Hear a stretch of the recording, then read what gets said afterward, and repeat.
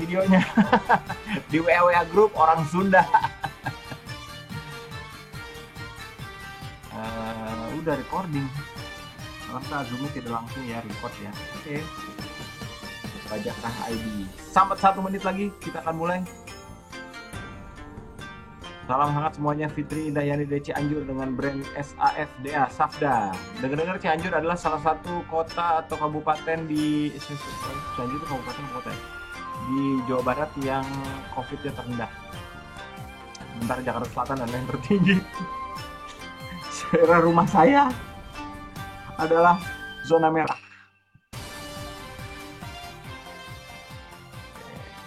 Ya, kita akan mulai sebentar lagi. Ada sudah mulai muncul.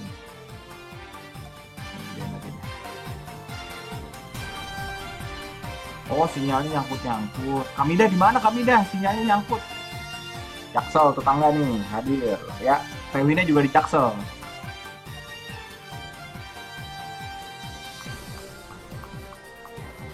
Sosis Jayeng Geni.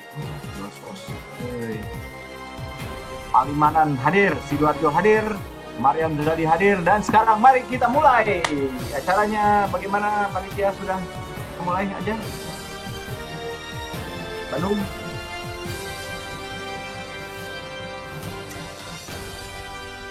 Pas lagunya habis. Oke. Assalamualaikum warahmatullahi wabarakatuh. Selamat malam semuanya. Ketemu lagi di acara kita malam ini. Selamat datang teman ninja yang sudah hadir dari seluruh penjuru Indonesia di kelas inkubasi UKM yang dipersembahkan oleh Ninja Express. Obsesinya cuma delivery. Saya nggak bawa boneka ninja, dibawa anak. Jadi saya dikirimin boneka ninja cuma satu, anak dua ya, jadi berantem. Terima kasih Ninja Express. Tolong dikirim satu lagi. Bersama kita semua saat ini udah ada ratusan yang ikut serta dari berbagai kota dan daerah di Indonesia. Ada Lombok nih, coklat Lombok. Ada tadi dari Aceh, dari Cianjur, dari Demak. Ada, edan lah pokoknya semua. Sampai, Papua mana nih? Kok belum muncul nih Papua nih? Kemarin biasanya absen Papua. Mana nih teman-teman kita dari Papua? Dari, apa tadi? Dari Sulawesi juga udah ya. Dari Sulawesi juga udah. Terima kasih. Dan di sini juga ada peserta dari para UKM Mitra Ninja Express. Saya mau mengucapkan salam buat teman-teman UKM dari komunitas Dinas Koperasi dan UKM Kota Padang. Tempat saya lahir. Nah, saya lahir di Bukit Tinggi. Tetangga. Kadin Tangerang Selatan, Komunitas Tangan di Atas, Cirebon Kreatif, dan Santri Mendunia. Selamat malam semuanya. Perkenalkan, saya Mo Sidik. Saya adalah komika yang kebetulan gara-gara pandemi itu hancur semua bisnis saya, sehingga saya harus jualan online dan ketagihan. Ya, ini saya lagi bingung ini. Nanti kalau pandeminya selesai, apakah saya akan tetap jadi stand up comedian atau akan jualan headphone ini? Ini salah satu produk saya pakai sendiri ya. Tapi saya sama teman-teman ninja semua, saya adalah pengusaha UKM online. Meskipun baru newbie, baru banget gitu. Saya makanya pengen bisa nih ikutan terus ya. Program inkubasi ini merupakan bagian dari program akselerasi, yaitu rangkaian pelatihan intensif bagi UKM untuk naik kelas bersama para mentor atau yang kita sebut dengan sensei yang sudah dikurasi, dan tentunya mereka adalah orang-orang yang sudah punya pengalaman dan punya nama dan punya tempat di hati masyarakat, terutama yang online ya. Kita sudah fascinated kemarin 4 pertemuan ke belakang, semuanya mind blowing. Semua yang kita nggak pernah pikirin, apa segala macam, tiba-tiba gitu caranya rupanya gitu ya. Dan hari ini juga nggak kalah menarik, karena ini paling penting sebenarnya. Karena kita semuanya berbisnis ya di sini. Untuk apa? Untuk cari uang. Artinya malam ini baru nih ngomongin soal finance ya. Program seperti yang teman-teman tahu, kelas inkubasi ini udah diselenggarakan 4 kali. Hari ini ada yang kelima, besok adalah yang terakhir. Jangan lupa ya, besok. Jadi kita nggak lengkap-lengkap sehari kayak waktu pertama. Besok 10 Februari adalah hari terakhir. Dan setelah rangkaian kelas inkubasi ini, kita akan ada kelas akselerasi. Jadi kalau inkubasi mah rame-rame gitu, banyak gitu, Anda boleh masuk 3.000, 4.000. Tapi kalau kelas akselerasi ini hanya dari Anda yang terpilih. akan lebih detail, akan lebih tajam lagi, lebih dalam, bahkan katanya di akselerasi 1 tuh bisa one on one sama mentornya. Hebat banget. Oke, pengen tahu, pengen ngerasain kelas akselerasi itu gimana? Silahkan di chat. Di chat kita ada link pendaftaran akselerasi batch 2. Ya, untuk yang sudah daftar tidak perlu daftar lagi. Untuk yang sudah daftar tidak perlu daftar lagi. Saya hanya mengingatkan untuk yang belum daftar karena ini menarik sekali. Saya aja pengen ikutan. Oke. Ini akan kita share terus di layar dan juga di kolom chat linknya from time to time. Nah, akselerasi ini memang batch 2, batch satunya sudah berjalan tahun lalu dan hasilnya sangat memuaskan, alhamdulillah. Ada yang udah sukses, ada yang udah bisa pivot, tadinya offline jadi full online dengan beberapa brand. Ada yang berhasil membangkitkan, memberdayakan masyarakat di sekitarnya yang nggak punya kerjaan, akhirnya punya kerjaan. Ada yang punya pegawai jadi dari 4 orang jadi 200. Ada yang paling sukses itu adalah yang mendapatkan pesanan 170.000 dalam waktu 2 hari. Dan itu saya nggak ngerti caranya gimana. Itu karena beliau menerapkan apa yang didapat di akselerasi batch 1. Mudah-mudahan itu adalah cerita sukses Anda semua di batch 2. Amin. Dan kita bebas dari pandemik ini. Wah, beres-beres jadi orang kaya. Salah satu kayak misalnya ini udah saya. Oh ya, di kelas akselerasi ini nanti ya kalau misalnya Anda terpilih akan dikasih bantuan dukungan dana marketing. Karena untuk marketing itu butuh dana ya buat beli ads, buat segala macam.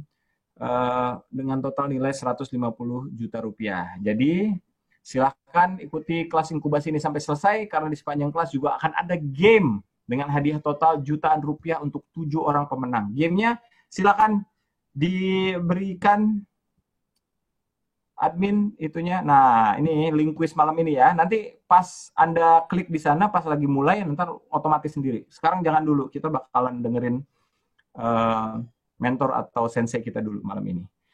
Jangan lupa juga kuesioner pelatihan ini yang juga nantinya linknya juga akan di-share di kolom chat. Silahkan, ini juga harus diisi, link kuesioner. Ini yang udah ngisi kemarin, hari ini juga harus ngisi lagi. Oke? Silahkan ngisi lagi. Karena ini satu-satunya jalan, Anda tahu sendiri, dalam berbisnis itu butuh survei. Itu salah satu cara untuk agar kita mengetahui keinginan Anda, dan biar kita bisa kasih servis yang jauh lebih baik buat Anda semua ya. Oke. Dan last but not least, jangan lupa subscribe YouTube channel Ninja Express. Ide untuk konten-konten seputar bisnis UKM, terutama Oasis tuh. Asik tuh Oasis. Ya. Dan inilah pemenang kuis hari kemarin. Inilah pemenang kuisnya. Silakan. Mana pemenang kuis? Pemenang kuis. Hey. Oh, ini tinggalan nih. Oh, itu pemenang kuisnya. Tuh.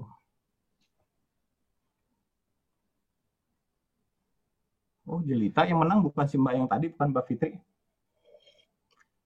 Ya, untuk pemenang-pemenangnya akan kita hubungi ya, karena kadang-kadang namanya berbeda, tapi akan kita hubungi, akan kita dikonfirmasi dulu. Oke? Terima kasih, dan malam ini sudah ada bersama kita, beliau adalah stand-up comedian, bareng saya juga, sama bisa 3 bahasa stand-up comedy-nya. Bahasa Indonesia, bahasa Inggris, ini fasih loh, dan bahasa Sunda. Tiga-tiganya udah pernah manggung dengan 3 bahasa itu. Beliau juga aktris, udah ada film, udah berapa biji ya, nanti kita tanya filmnya udah berapa biji. Salah satunya juga main bareng saya juga, judulnya Ku Lari ke Pantai, mudah-mudahan udah pernah nonton. Dan juga beliau adalah financial guru. Wah, malam ini itu bisa beda-beda tuh settingannya tuh. Nah, malam ini jadi financial guru. Ligwina Hananto, lead financial trainer di QM Financial. Teh Wina, apa kabar? Halo, hai Mo, apa kabar? Gak sabar, film tuh udah berapa ya? 3. Waduh. Yang menggagalkan aku untuk melanjutkan karir film adalah Corona. Semualah karir stand up juga ya. Boro-boro stand up ya, boro-boro main film stand up aja nggak bisa. Iya betul. Tapi beneran ya, Wina ini adalah salah satu orang yang sekeluarga tuh bener-bener lockdown ya. Cukup disiplin lah. Tapi sebenarnya masih ke rumah orang tua, masih Mm. ke supermarket sekali-sekali. Tapi semua pekerjaan tatap muka akhirnya terpaksa mengundurkan diri, dan buat gue itu patah hati sih sebenarnya, karena gue butuh ketemu orang. Jadi seharian teh kayak gini. Gue teh kan pengen Ngomong, banget ketemu orang ya, guys, ya ngomong arah-arahnya kalau nggak ketemu monitor orang. aja terus. Oke, eh, Jadi online yang banyak. batal juga ke Amerika. Kemarin dapat beasiswa Batal, katanya ke ya. Amerika. Gue kan sudah merencanakan mau dapet ada namanya Eisenhower Fellowship, itu fellowship yang prestigious banget, berangkat ke Amerika, tour ke 10 kota untuk ketemu sama orang-orang yang ada di bidang edukasi finansial. Terus gue bilang sama panitianya, gue stand up comedian loh. Oh, kalau kamu mau nyoba, kamu juga bisa tour aja, cobain semua stand up comedy club yang ada di 10 kota itu, bebas. Katanya kalau udah selesai meeting Waduh. bebas. Kemudian itu semua tidak bisa dilaksanakan, Mo. Padahal visa udah dapat, tiket udah Visa ada ya. udah dapat, tiket udah dapat, itu dapat Aduh. bulan Maret pertengahan ya, udah pegang Ya, semuanya. ya. Gue harusnya berangkat di April minggu kedua. Wow. Last minute itu akhirnya di pending sampai hari ini, emailnya dari panitia masih kita pending sampai waktu yang belum ditentukan. Ya sudah, kita tungguin aja. Nah ini ada yang belum tahu nih, sama Abdi juga baru tahu kalau Mbak Ligwina teh jago stand up comedy. Udah bisa dijual loh. Stand up comedy udah dijual. Tunggu, Digital stand up downloadnya. comedy gue, show gue dijual duluan sebelum mau sidik. Iya betul. Gue tuh cuman kalah sama Mo karena dia bisa bahasa Minang, gue nggak bisa. Oh iya ya, kalau gue, Mbak Minang gue juga berantakan. 4 bahasa, gue 3 bahasa.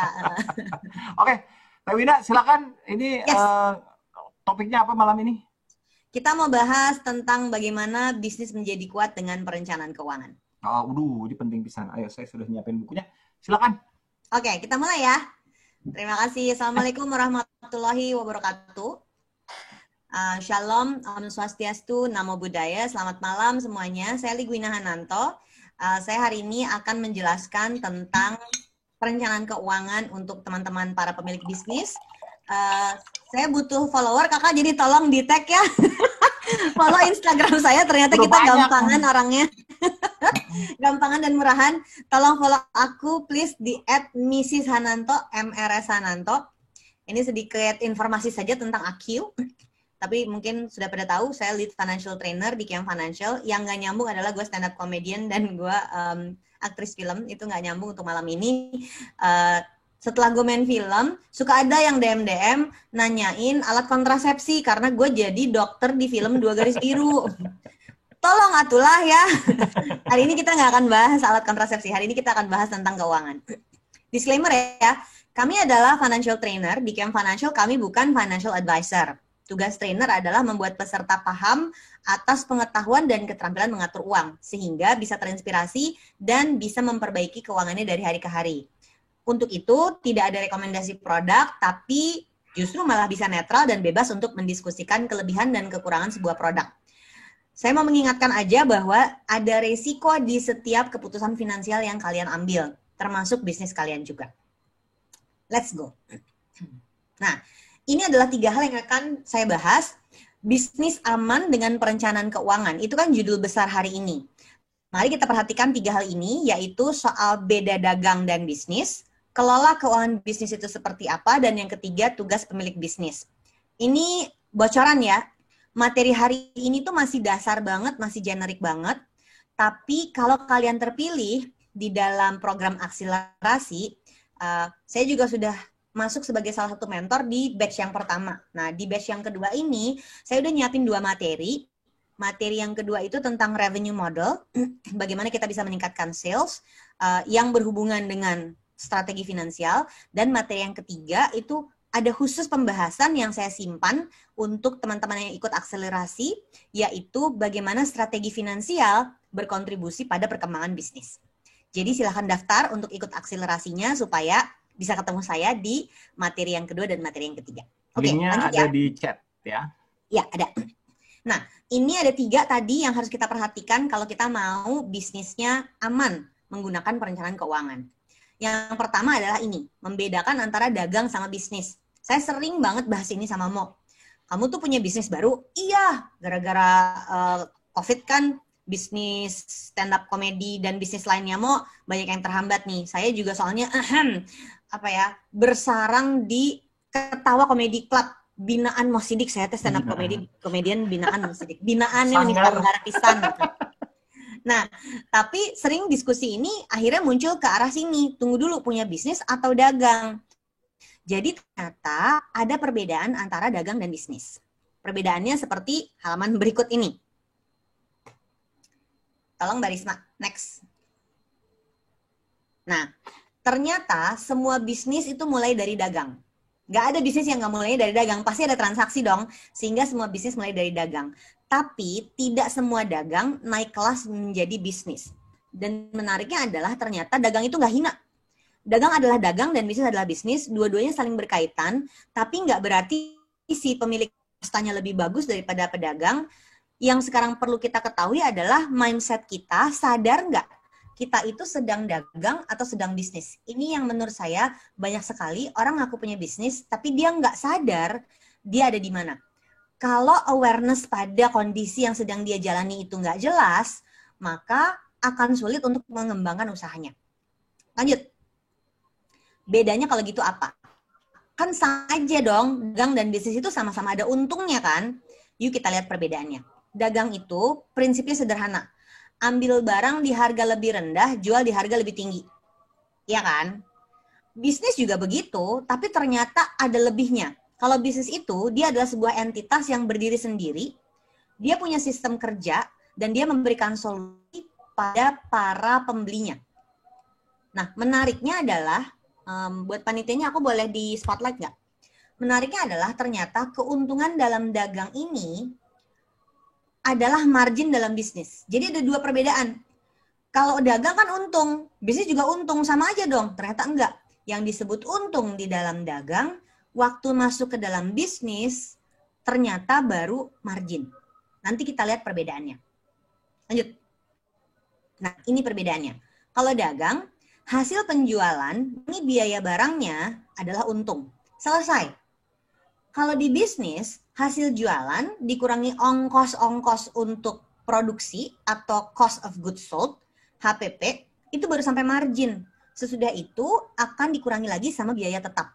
Baru ketemu laba atau rugi.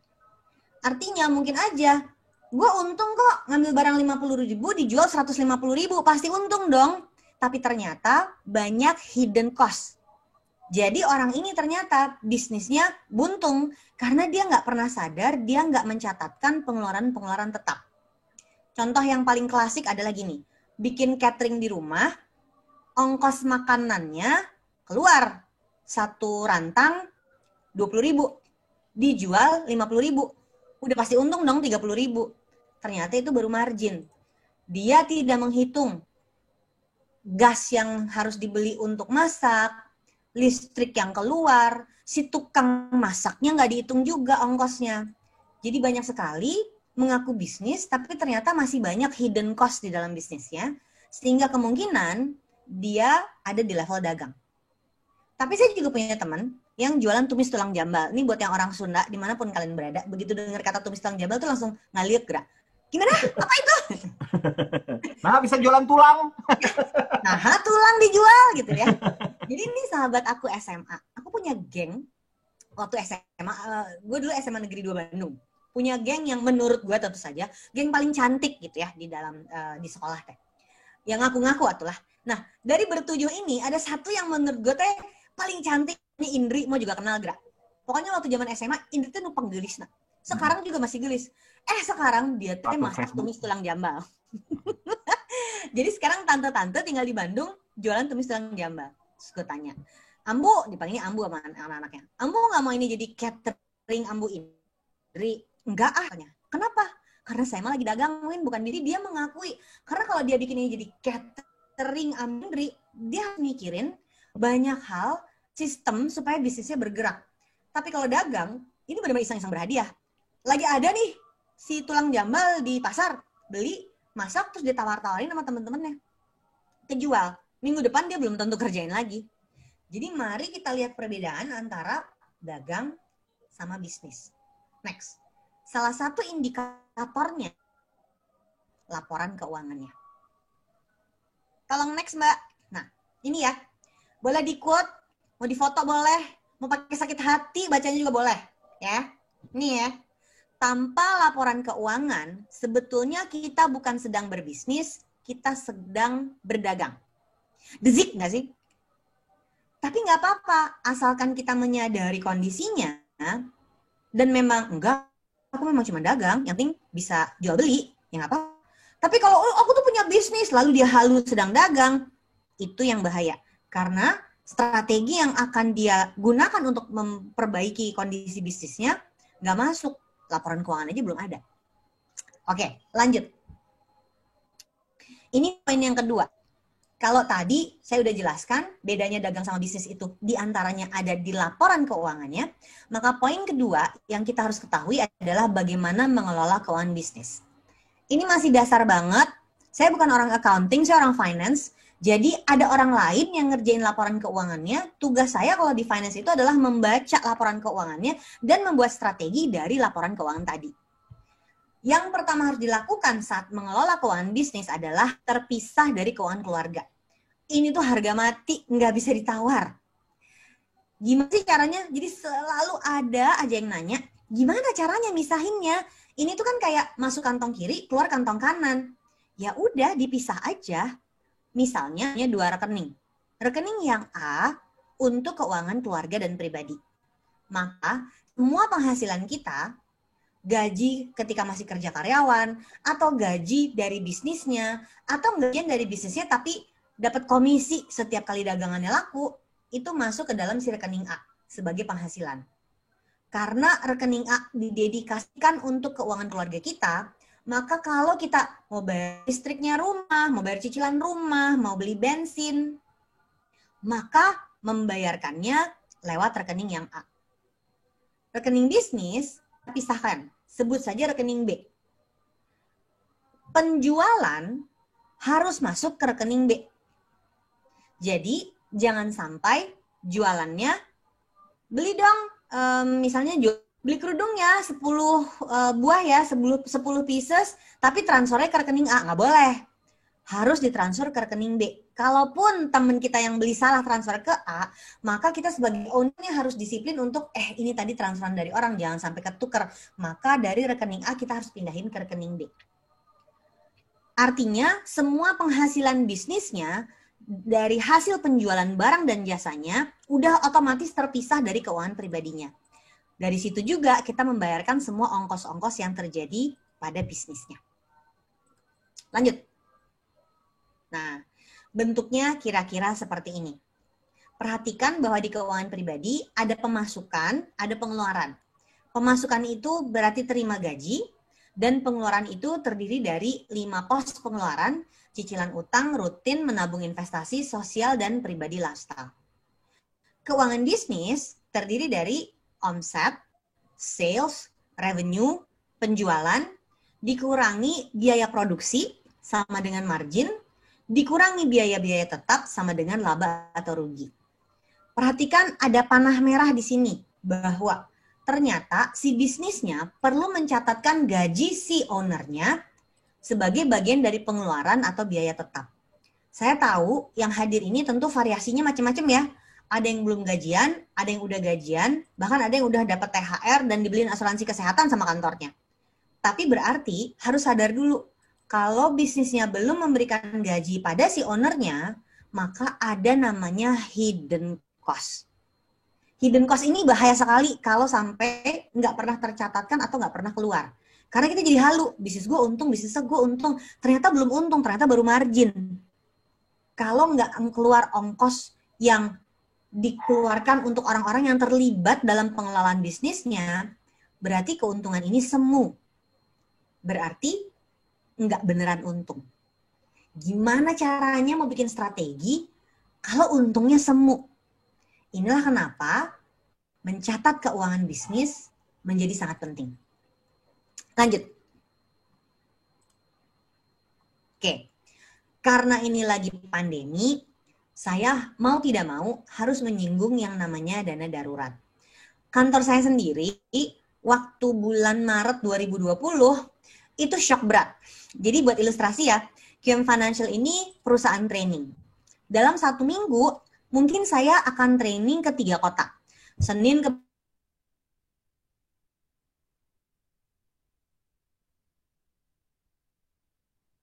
Jadi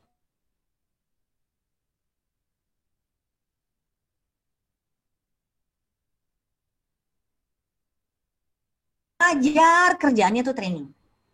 Begitu Maret pandemi mulai, itu pertengahan Maret ya, semua pekerjaan yang akan kami lakukan untuk Maret, April, Mei batal semuanya. Jadi semua project yang harus kita traveling ke Indonesia itu dibatalin semuanya karena keadaannya nggak memungkinkan. Waktu itu yang ada di kepala saya adalah, tutup nggak nih gue?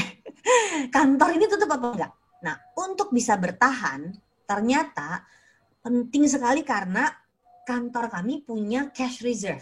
Sejumlah uang yang memang udah disisihkan. Karena waktu itu kan ceritanya gue mau ke Amerika ya. Mau pergi 3 bulan. Sehingga gue bakal berangkat ke Amerika, si uang ini bisa langsung backup untuk 3 bulan ke depan kalau sampai perusahaan nggak menghasilkan uang. Pribadi pun punya dana darurat sekian bulan. Jadi ketika lagi pandemi, penting untuk menyimpan cash, jaga-jaga, kalau strategi itu tidak bisa dilaksanakan, penjualan seret, kita masih punya backup napas untuk sekian bulan ke depan.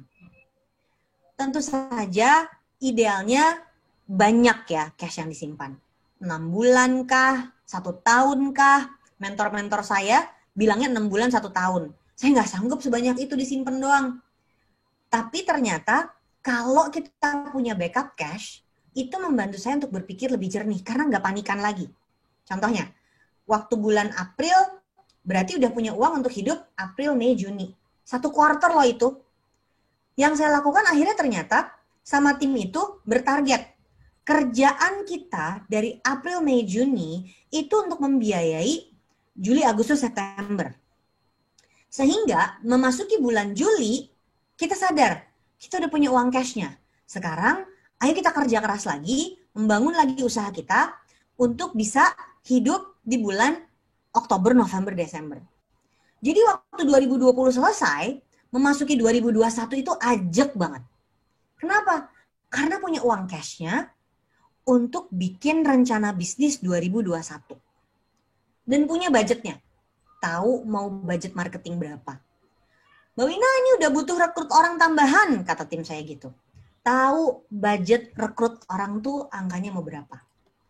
Jangan lupa akan ada THR dan bayar asuransi kesehatan lagi pandemi, jangan sampai timnya nggak punya asuransi kesehatan. Kita ngitung juga budgetnya udah berapa. Jadi Januari masuk 2021 itu dengan posisi yang tenang karena kita punya dananya untuk di-plan dalam 6 bulan ke depan. Sehingga waktu kerja di 2021 Januari, itu fokusnya clear banget. Oh iya, strateginya mesti ngapain, jangan khawatir, tenang aja karena kita tahu budgetnya ada. Mau bikin iklan, duitnya ada. Kalau UKM yang nafasnya dari bulan ke bulan, kita mau alokasi budget juga, deg-degan kan? Ayo kita beli iklan 2 juta. Ada nggak ya 2 jutanya? Gitu. Ini yang menurut saya membuat kita perlu cukup hati-hati dan sangat membantu kalau kita punya anggarannya. Lanjut ya. Dari situ, mari kita lihat yang ketiga. Mau nggak mau, ada faktor pemilik atau pengelola bisnis. Sebentar, ada kucingku masuk. Bunyi-bunyi kedengeran. Ini saya sama dia. Agnes Ya, Monica ini ya. Begitulah kalau kita kerjanya di rumah ya. Oke, saya mau bertanya. Kamu CEO atau owner atau CEO dan owner? Jadi ternyata si CEO atau pengelola bisnis adalah orang yang bekerja memimpin dan mengelola perusahaannya. Gaya kan CEO gitu kan ya. Orang ini berhak menerima gaji, tunjangan, bonus, THR, dan fasilitas lainnya. Untuk owner atau pemilik bisnis, maka dia adalah pemegang saham. Owner jelaskan, pemiliknya aja gitu.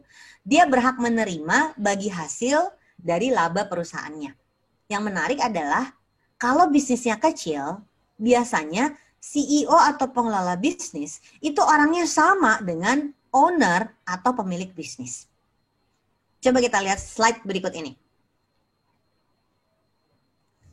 Nah, ini adalah akuntan di QM Financial yang udah megang keuangannya QM Financial dari 2007. Jadi di kantor saya ada akuntan, chief akuntannya namanya Mbak Uri. Dia bilang gini, punya bisnis itu harus merasakan profit. Kalau tidak ada bagi hasil, balik jadi karyawan aja. Anjlek, gitu gak sih? Ini staff gue loh. Kan gue ownernya dan CEO sekaligus. Kurang ajar banget dia berani ngomong kayak gini. Tapi ini benar. Kata-katanya dia tuh benar. Jadi pada saat, wih keren banget di sales kita sekian. Terus si akuntan tuh dengan rese nanya, profit nggak, Win? Profit? Oh profit. Bagi hasil nggak, Win? Enggak lah sayang duitnya. Mending kita puterin lagi aja. Oh enakan jadi karyawan, dia dapat bonus. Kalau lu jadi owner nggak dapat apa-apa. Gue digituin sama tim gue sendiri. Jadi sejak itu lebih perhatian lagi. Jangan lupa, sok jadi CEO melupakan kalau kaki kita tuh sebenarnya pancang dua. Yang satu kaki CEO, yang satu adalah kaki owner. Jadi jangan sampai hak-hak kita sebagai owner malah kita langgar sendiri. Oke, lanjut. Ini yang sekarang jadi isu. Si pemilik bisnis itu sama orangnya dengan si pengelola bisnis. Jadi kata CEO itu cuma cap stempel doang, karena ternyata bukan Chief Executive Officer, tapi Chief Everything Officer. Kalian ada yang merasa gitu nggak? Semua yang ngerjain lu lagi gitu ya. Yuk kita lihat. Ada 3 peran yang terjadi dan perlu dilakukan oleh si CEO Chief Everything Officer ini. Kalau bisnisnya kecil, kemungkinan besar fokus kalian ada di operasional. Ngerjain hari ke hari operasional bisnisnya. Kemudian, udah mulai punya anak buah, ada role yang baru namanya role manajerial. Misalnya, punya bisnis donat kentang. Dulu yang ngerjain adonan, yang jualan, yang ngegoreng, yang nyatet semua kita. Ketika udah mulai lebih besar, capek juga ya kalau harus ngurus adonan. Akhirnya rekrut mbak di rumah deh. Suruh dia yang bikin adonannya. Kita ajarin dong, mbak caranya gini mbak. Mbak caranya gini mbak. Itu role managerial. Mengawasi supaya tim di bawah kita bisa bergerak. Yang ketiga tuh strategis.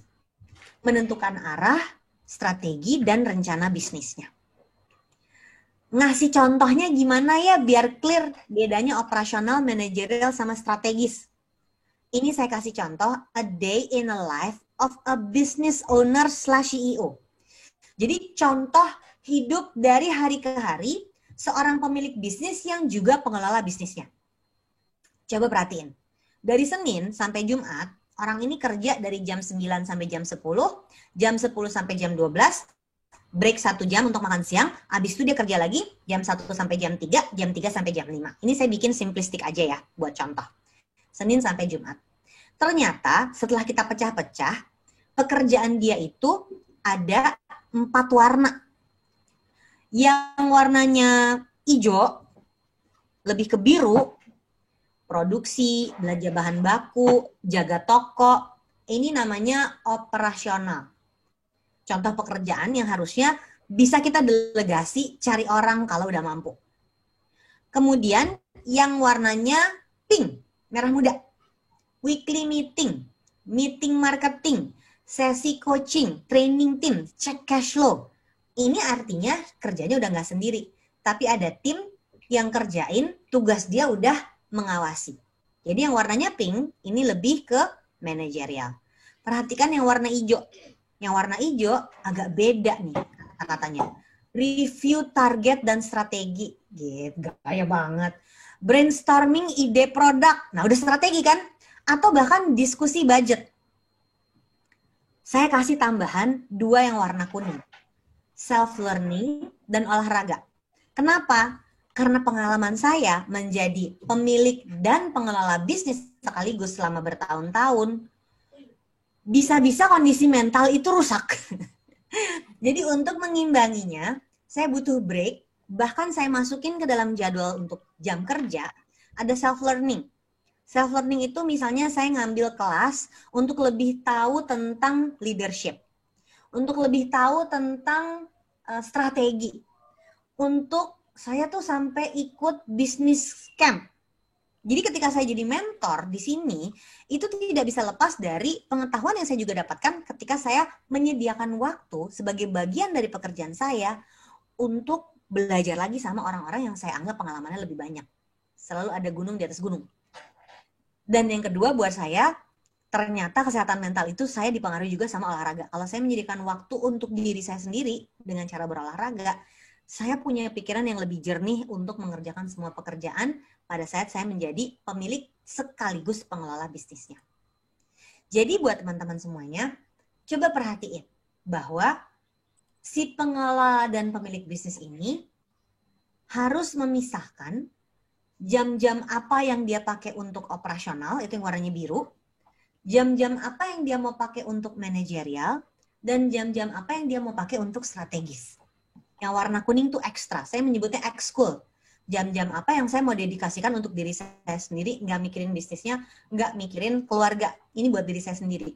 Self-learning itu termasuk diantaranya saya ngambil les bahasa Jepang, termasuk diantaranya saya ngambil kelas di masterclass, ada aplikasinya tuh. Dan di situ ada dewa-dewa jagoan deh, yang jadi penulis, stand up comedy, ngedit video, semuanya ada di situ. Dan juga olahraga. Coba perhatikan bahwa untuk si bisnisnya maju, karena kita bisnis kecil, maka orang yang perlu kita perhatikan terutama adalah kesehatan fisik, kesehatan mental, dan kesehatan finansial dari si ownernya, sekaligus pengelolanya. Oke, kesimpulannya adalah ini. Kalau mau bisnis aman dengan perencanaan keuangan, maka yang harus disiapkan adalah satu, sadar mindset-nya. Tadi kita udah bahas, apa sih bedanya dagang sama bisnis. Yang kedua, ayo kita lakukan kelola keuangan bisnis yang profesional. Ini lebih detail saya bahas di sesi kedua dan sesi ketiga, materi 2 dan materi 3 yang akan tersedia untuk teman-teman yang terpilih menjadi peserta akselerasi. Dan yang terakhir, ini. Ayo menyiapkan diri. Karena saya perhatikan, banyak pemilik bisnis itu yang menjadi faktor utama kenapa bisnisnya nggak bergerak. Kenapa bisnisnya gitu-gitu aja. Mari menyiapkan diri menjadi pengelola bisnis yang siap berakselerasi. Kebayang ya? Udah harus belajar ke sana, tapi dia mandek di sini. Ya bisnisnya nggak bisa gerak, orang bisnisnya bergantung sama kita kok. Jadi mari menyiapkan diri supaya kamu bisa akselerasi. Sekian materi dari aku, semoga bermanfaat. Silahkan Mo, kita bahas lebih lanjut. Saya jadi ingat Agnes Monica ini. Kenapa? Langsung mau joget. Karena dia tahu dia buang duit di Amerika, jadi kalau di Indonesia kerjanya ngambil iklan terus. Itu tuh dana darurat namanya. Ya, supaya gue bisa berkarya selama 5 bulan gitu. Punya ternyata. Pulang, iya. Make money di sini baru berangkat. Iya. Gara-gara Liguina akan ke Amerika, jadi harus nyari uang dulu. Jadi ada duitnya. Oke, itu menarik sekali ya. Memang salah satu keahlian Liguina adalah nabokin kepala kita ya. Kita dari tadi, aduh, kenapa gue yang gini, kenapa gini gitu ya. Dari tadi ya. Ayo siapa di sini yang CEO semuanya? Ayo ngacung, saya juga. Masih mengerjakan everything? Masih. Tapi enggak, kan kemarin ini, jadi saya sama Liguina tuh pernah ngobrol soal ini juga, terus saya tersadar, ini nggak bisa nih kayak gini. Sama yang ngobrolin bisnis sama dagang. Jadi sekarang udah dipisahin tuh. Udah account-nya segala macem. Malah kangen ngelakban. Jadi kadang-kadang saya suka ke gudang gitu. Ada yang sering ngelakban lah. Ikutan ngelakban, kangen. Ya, jadi udah ada tim sekarang yang lakban. Udah bukan Mo, si tukang lakbannya. Udah ada gudang. Udah ada gudang, ya. Mudah-mudahan nambah lagi satu lagi nih ya. Oke, saya mau mengingatkan bahwa ini memang kenapa ngebahasnya cuma segitu doang ya, karena ini kita waktunya sangat terbatas. Beda kalau nanti ikutan akselerasi. Ya kalau di akselerasi nanti bisa lebih detail. Tapi tahun ini nggak ada ini ya, nggak ada one on one ya, seperti tahun kemarin ya. Nggak ada. Ada ya. Tapi dibayangkan dengan jumlah peserta yang jauh lebih sedikit gitu, pasti jauh lebih dekat. Intens ngobrolnya. Betul. Kalau di stand up comedy jauh lebih intim. Wah. Pertanyaan-pertanyaan silakan masih kita tungguin di Q&A, jangan tulis di chat. Sementara saya mau menghimbau untuk subscribe dulu karena semua yang ada di sini nanti akan ada di YouTube channelnya Ninja Express ID ya, termasuk Oasis juga, obrolan asik seputar bisnis ada di sana juga. Jadi mulai sekarang coba sekarang ke YouTube terus diklik tombol subscribe-nya dan tentunya mari kita bagikan hadiah jutaan rupiah untuk 3 orang untuk modal Anda marketing ya. Beli ads nih bisa nih. Silakan. Ya, waktunya kuis. Sebentar saya dan Ligwina mau minum dulu. Ning nung ning nung ning nung. Ning nung ning nung ning. Oh ya, mentinya silakan ada tuh www.menti.com, passcode-nya 8770510. 8770510. Silakan. Pilih aku please, mau banget ikutan kelas intensifnya. Iya dong. Ya, mentinya masih ditungguin. Oh iya, yang buat mau ikutan kelas intensifnya juga bisa ikutan, bisa daftar ya. Yang udah daftar nggak usah ikutan lagi, nggak usah daftar lagi. Kalau mau daftar silahkan, linknya ada di chat. Linknya ada di chat. Oke, kita sekarang masuk ke mentinya dulu. Mana biasanya ada lagunya Win biasanya. Ini. Gue tuh suka joget-joget. Nah ini ada nih. Mana? Kok nggak ada lagunya? Hei, lagu? Lagi loading kuisnya. Iya ya. Gini ya. Sementara kita menunggu kuis, silakan sekali lagi pendaftaran akselerasi batch 2 ada tuh di chat. Silakan tinggal diklik doang, tinggal daftar. Yang sudah daftar tidak perlu daftar lagi karena datanya sudah kita terima. Nah. Terus juga yang mau subscribe channelnya juga bisa langsung diklik. Itu ada nih, di chat juga ada. Ya, rupanya kuisnya rusak. Gimana? Apakah pertanyaan pertama dulu? Sambil menunggu kuis? Boleh? Oh, ada. Udah. 3. Oh iya, emang depannya ini ya. Ini saya tahu ini bukan standar fotonya Ligwina ini. Biasanya bukan yang gini. Apa udah baru nih? Oh beda ya. Kalau beda. Ini kalau standar finansial. Iya betul. Kalau ke gua stand-up. fotonya semuanya pegang mic ya. Iya betul.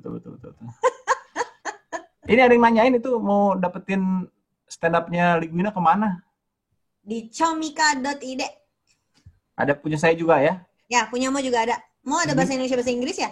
Ya, bahasa Inggris. Ligwina ada 2 ya, Ligwina? Ada 2, yang dari berhak. 2017 dan dari 2019. Ya, silakan. Itu sangat membantu perekonomian kami di masa pandemi ini. Stand-up komedian tidak bisa bekerja. Iya, betul. Ya, gimana? Kita jawab pertanyaan dulu aja gimana? Apa gimana nih? Kayaknya ngeheng ini mentinya nih. Tuh lihat, 120 doang. Boleh ya? Kita jawab pertanyaan dulu aja ya. Kak Galan gimana Kak Galan? 40 tuh. Oh iya, pusing. Mantap. Oke, kita jawab pertanyaan dulu. Saya sudah siapkan ini. Oke, Kak. Kak, bagaimana cara membuat alur strategi atau cara mengatur strategi agar mengubah kejadian ada hidden cost? Dan bagaimana caranya untuk menentukan gaji untuk diri kita sendiri? Ini pertanyaan terbesar. Jadi sebenarnya kita mau pertanyaan itu. Ya, untuk aku mulai buka Kiam Financial itu 2003. Akunya baru gajian 2007. Ya Allah, pantesan disindir. Lama banget. Selama 4 tahun tuh gue kerja bakti doang gitu ya. Kasian gitu ya. Tapi sebenarnya dari awal tuh memang si tim Kiamnya nih semua ownernya tuh disiplin banget soal duit. Jadi kita selalu sangat hati-hati nggak bikin pengeluaran sebelum ada penghasilan yang jelas. Nah, karena waktu itu proyeknya belum banyak jalan, Yang kita utamakan waktu itu adalah ada satu partnerku yang masih kerja di bank, dia mau keluar dari bank untuk kerja di QM Financial, jadi yang gajian duluan dia, gitu.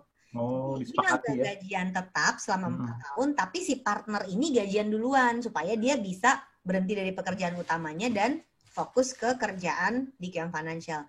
Liguina waktu itu dapatnya commission. Jadi setiap ada satu project, gue nggak gajian, tapi gue dapat sekian persen dari pekerjaannya. Kira-kira kayak gitu cara kerjanya zaman dulu.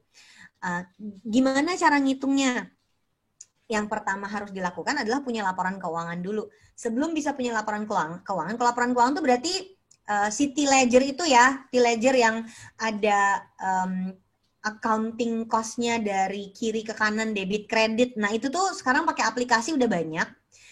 Kemudian yang bisa kita lakukan juga sebelum mulai accounting itu punya catatannya dulu. Jadi disiplin selalu punya, nih kayaknya kucing aku membuat kekacauan di pojok sana. Oh no. Takut dengerin. Nah, terus misalnya kebiasaan setiap kali ada pengeluaran harus ada bondnya. Yang paling gampang deh, mikrofon dan kameraku itu baru. Tapi untuk ini kan beli duluan dong. Untuk bisa reimburse ke kantor, aku tuh owner, tahu nggak? Aku tuh owner 70% dari perusahaan ini. Tapi si orang finance aku tuh gak bakal ngeluarin duitnya kalau aku nggak kasih bondnya ini ya. Buktinya ini ya, gue tuh ngeluarin duit sekian juta ya, tolong balikin duit gue segini karena gue habis beli kamera sama mikrofon. Itu nggak bakalan keluar duitnya kalau gue nggak nunjukin buktinya. Nah, kebiasaan keuangan seperti itu selalu ada bondnya, selalu ada budget requestnya, selalu ada tanda terimanya yang legit. Itu selalu jadi kebiasaan dari awal. Karena ketika itu udah ada dan transaksinya digital di rekening, catatan keuangan itu nggak ribet lagi karena begitu dibuka di rekening itu udah kelihatan semua kan angkanya. Jadi biasakan juga supaya catatan-catatan itu lewat rekening. Ini dibayar cash, aduh bayar cash lagi gitu. Jadi akan ada yang masih cash, tapi sebagian besar diupayakan transfer digital supaya catatannya langsung lengkap. Kalau udah ada laporan keuangannya, nanti akan bisa generate report. Report itu terdiri dari cash flow, arus kas, laba rugi atau pencatatan profit and loss. Yang ketiga itu neraca. 3 ini aja akan menunjukkan keuangan perusahaan kita seperti apa, keuangan usaha kita, bisnis kita kayak apa. Nah, dari situ akan kelihatan yang namanya fixed cost sama variable cost. Fixed cost itu pengeluaran tetap. Semua pengeluaran yang harus keluar, ada atau nggak ada penjualan. Variable cost itu pengeluaran yang harus dicatat keluar kalau ada penjualan. Jadi kalau nggak ada penjualan, dia nggak keluar karena dianggap nggak produksi. Nah, sehingga kita nanti bisa tahu kita mau bayarin gaji kita sebagai si owner ini mau dari fixed cost atau mau dari variable cost. Tentu saja sebagian besar bisnis-bisnis itu gaji orang gaji tetap. Jadi ngambilnya dari pengeluaran tetap atau fixed cost tadi yang di bawahnya margin. Tapi bisnis gue itu sifatnya project based. Jadi ada bulan-bulan yang projectnya banyak sekali, ada bulan-bulan yang projectnya sepi. Ya namanya kan ngajar training ya. Biasanya bulan puasa sepi. Biasanya Januari, Februari sepi sebelum pandemi nih. Kita tuh benar-benar kerja keras banget di kuarter 3, kuarter 4. Kalau semua orang harus digaji full dari Januari ke Desember, udah tutup dari kapan-kapan bisnisnya. Iya, betul-betul. Sehingga kalau di kantorku, kita bikin 2. Ada gaji pokok yang nggak terlalu besar, tapi ada gaji variabel yang dilepas. Jadi bisa 2-3 kali, bahkan 5 kali lebih besar daripada gaji pokok orang itu. Dan itu berlaku untuk aku sebagai owner, juga berlaku untuk staff yang ada. Artinya, tadi ada 2 jenis pengeluaran, ada pengeluaran variabel yang berhubungan sama produksi, ada pengeluaran tetap yang harus dibayar rutin, operasional. Nah, gaji semua orang yang ada di kantorku, nggak sanggup kalau kita bayarnya pakai gaji tetap doang. Keuangan perusahaannya tuh nggak kuat kalau kayak gitu. Sehingga kalau di kantorku, kita bagi. Penghasilan orang tuh akan beda-beda tiap bulan, ada gaji pokok ngambilnya dari pengeluaran tetap, tapi ada gaji nggak tetap yang ngikutin besaran project. Sehingga kalau project lagi rame banget di kuarter 3, kuarter 4, penghasilan orang-orang tuh banyak banget. Tapi begitu kayak Januari, Februari atau nanti bulan puasa, ya biasa-biasa aja gitu. Ini ternyata yang sudah berhasil membuat perusahaannya bisa bertahan selama belasan tahun dengan model seperti itu. Jadi kalau mau gajian, akhirnya ada dua approach. Bisa ngitung, pokoknya saya mau gaji sekian, mampu nggak perusahaannya? Atau ya udah kita tentuin, saya mau gaji sekian, baru dibalik.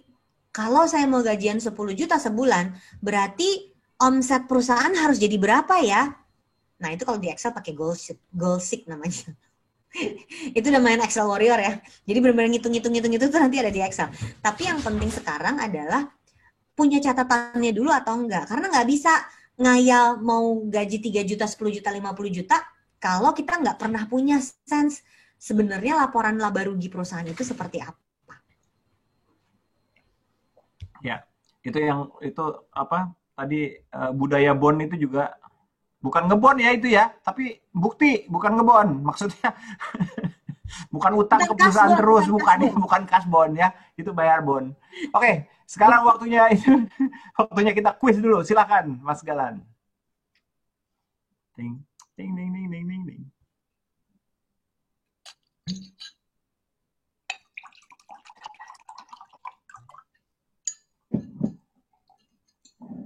Sebenarnya saya juga punya gelas yang dikasih sama Lidwina.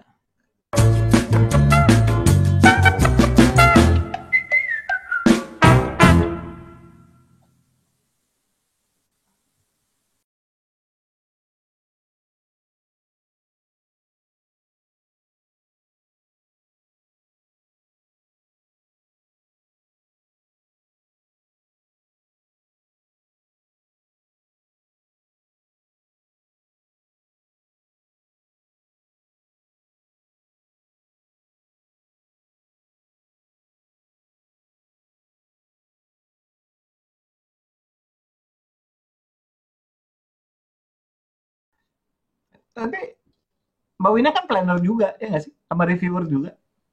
Enggak. Enggak. Biasanya nge-review tuh, wah ini lu kalau mau beli ini, ya, lu harus begini. Ingat gue dulu. Aku reviewer makanan. Reviewer makanan. Oke, pertanyaan nomor 2, tapi saya tetap mau mengingatkan buat teman Ninja semua untuk subscribe YouTube-nya Ninja Express ID ya. Subscribe. Nggak bisa ditonton doang tuh nggak bisa dia. Nggak bisa, harus di-subscribe. Ya, percaya dia sama gue, nggak akan bisa. Itu aneh, harus di-subscribe. Oke? Ya, di dalam sana, wah ilmu-ilmunya ada, dan yang kita tonton malam ini juga bakal ada di sana. Cuman kami butuh waktu untuk mengedit, jadi mohon kesabarannya ya. Pertanyaan nomor 2. Kak, kalau misal untuk dana darurat, itu bagusnya dalam bentuk tabungan atau dalam bentuk investasi seperti emas atau saham dalam bentuk lain? Oke. Nomor 1, dana darurat itu fungsinya dulu ya. Kan jelas fungsinya adalah kalau ada emergency bisa langsung dicairin. Oke. Sehingga produknya harus produk yang super liquid dan gampang untuk kita akses. Kalau ngomong kayak gitu berarti pilihannya cuma tabungan loh, ada yang lain. Masalahnya tabungan itu bahaya, kepake, ya nggak sih? Jadi turunan tabungan adalah deposito. Kalau emergency harus ada effort buat mencairkan dulu, dan kalau kita cairkan sebelum jatuh tempo kena penalti. Tapi tabungan sama deposito itu nggak bisa lawan inflasi loh. Dia pertumbuhannya kecil banget, dipotong biaya juga udah habis bunganya. Jadi orang suka mau dong yang ada pertumbuhan sedikit lebih besar tapi ada resikonya. Ternyata ada 2, reksadana pasar uang dan emas yang logam mulia. Walaupun emas logam mulia itu fluktuasinya lebih lebar ya. Sehingga biasanya punya dana darurat itu dipecah, kalau gede nih dana daruratnya, dipecah jadi 4 produk. Berlapis kayak kue lapis.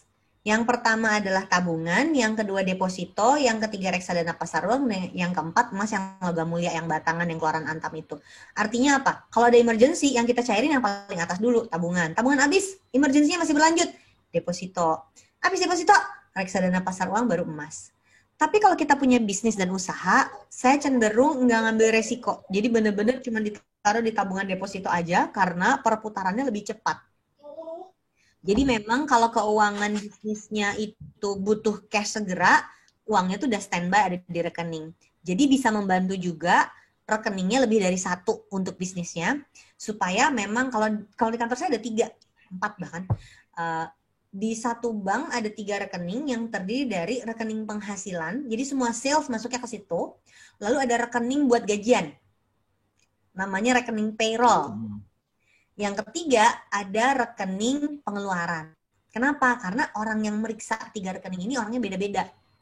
Yang selanjutnya ada bank kedua, karena kita waktu itu punya klien yang hanya mau di bank itu, kita buka juga rekeningnya di bank tersebut. Sehingga kalau di rekening penghasilan sebenarnya ada 2, satu di bank yang pertama, bank utama kita, satu lagi di bank yang kedua.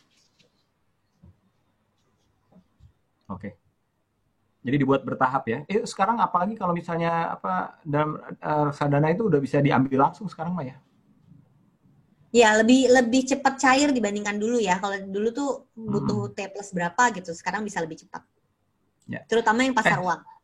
Aku mau nanya nih, nanti di akselerasi 2 nih, yang lebih intimnya nanti mau ngajarin apa? Sensei. Ada 2. Tadi siang aku udah review materinya sama tim aku namanya Barisma. Materi yang kedua itu membahas tentang namanya revenue model. Sama pengaturan keuangan itu harus seperti apa. Jadi yang tadi aku ceritain, ada studi kasusnya sih sebenarnya ya.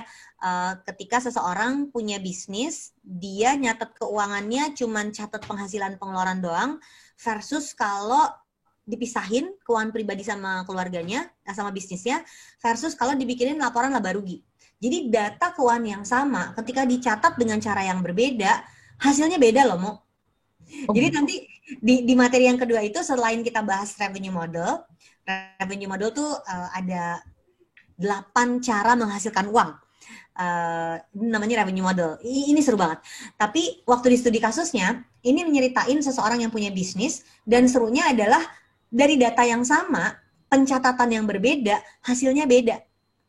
Itulah kenapa kalau kamu nggak punya laporan keuangan yang ada laporan laba ruginya, maka kamu akan mengambil keputusan yang nggak nyambung sama bisnis kamu karena datanya nggak benar. Jadi informasi yang kamu dapat, datanya benar, tapi informasinya keluarnya beda karena catatannya nggak sama gitu. Itu materi yang kedua. Di materi yang ketiga, udah lebih kepada pengambilan keputusan dan strategi.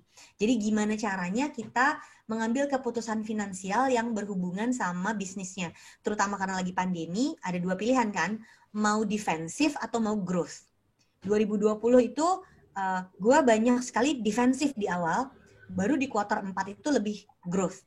Maunya di 2021 lebih growth. Jadi pengen ada pertumbuhan. Capek kan defensif terus? Iya. Main basket gitu kebobolan terus kan capek dong ya. Iya. Jadi kita pengen kita yang menghasilkan. Kita pengen ada pertumbuhan. Kita pengen dari 2020 dapat sekian, di 2021 mau lebih bagus dong. Nah kayak gitu. Nah ada strategi finansial yang harus dilakukan untuk bisa mencapai ini, dan itu mempengaruhi pada strategi pas pelaksanaan di bisnisnya. Itu 2 materi yang aku siapin di akselerasi nanti. Nah, kalau saya sih sangat tertarik ya. Silakan daftar nih, linknya ada nih di bawah untuk akselerasi 2 nanti. Hanya beberapa UKM aja yang akan masuk. Jadi coba secepatnya. Untuk yang udah daftar tidak perlu daftar lagi. Tapi yang bisa diisi sama yang udah pernah ngisi sama yang belum ngisi itu adalah yang hari ini kan kita tadi udah mendengarkan paparannya. Silakan mengisi kuesioner. Link kuesioner juga ada di sini di chat kita, link kuesioner. Ini salah satu cara agar kita mengerti apa yang Anda mau ya. Silakan kuesionernya diisi lagi, evaluasi kami, apa yang kurang, apa yang lebih, biar kita bisa nanti kita perbaiki di masa-masa mendatang. Sekarang kita kuis dulu dong.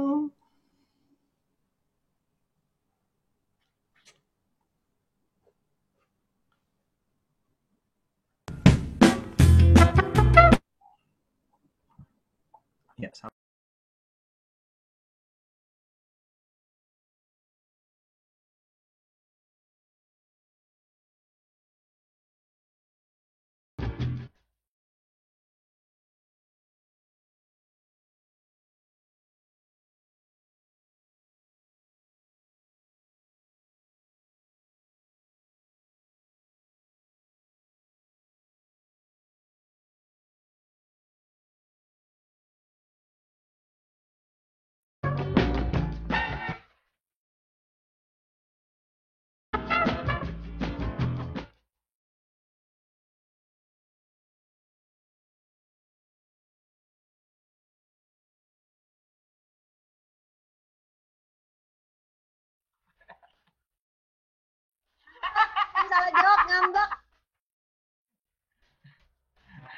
Masa ada yang QQ?